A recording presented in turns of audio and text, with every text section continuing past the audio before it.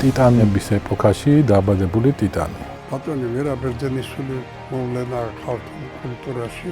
საოცარი მასშტაბის, საოცარი ქაქანების, საოცარი აზროვნების ადამიანი. უცხოელმა გამოჩენილმა კრიტიკოსებმა უწოდეს ქართველი მიქელანჯელო. მთელი ცხოვრება გაატარა ბრძოლაში, პრომეთესავე ცდილობდა, რომ ქართულ ქანდაკებაში გაეცოცხლებინა ის ჩანასახი, რომელიც არსებობდა ქართულ პლასტიკაში.